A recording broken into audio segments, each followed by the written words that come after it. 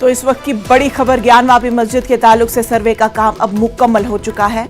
अहाते के कुएं का पानी निकलकर वीडियोग्राफी की गई है और सबसे अहम खबर, सर्वे की टीम के एक रुकन को हटा दिया गया है जिस पर जानकारी लीक करने का इल्जाम आयद किया गया है। आपको बता दें कि कल इस मामले पर अदालत में समाअत होगी, यानी अदालत ने 17 तारीख को अपना फैसला सुनाने का दिन रखा है। और सबसे बड़ी खबर कि सर्वे का काम अब मुकम्मल हो चुका है। अहाते के कुएं का पानी निकालकर वीडियोग्राफी की गई है।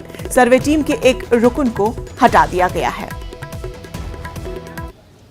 वाराणसी में सिविल जज सीनियर डिवीजन की कोर्ट के द्वारा 12 मई को आदेश किया गया था कि कोर्ट कमीशन की कार्रवाई वो चालू की जाए और 17 मई को कोर्ट में रिपोर्ट पेश की जाए।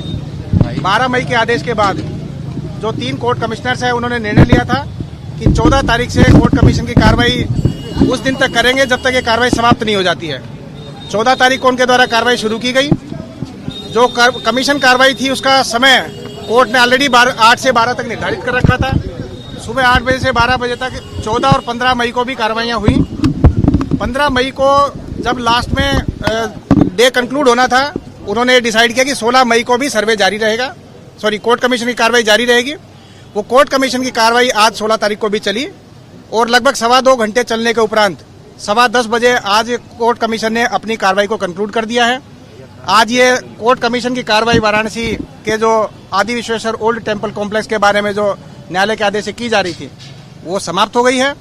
और अब आज के 10:15 बजे के बाद इस कोर्ट कमीशन की कार्रवाई में कल जब तक अदालत में जवाब नहीं लग जाता है तब तक कोई कार्रवाई नहीं होनी है।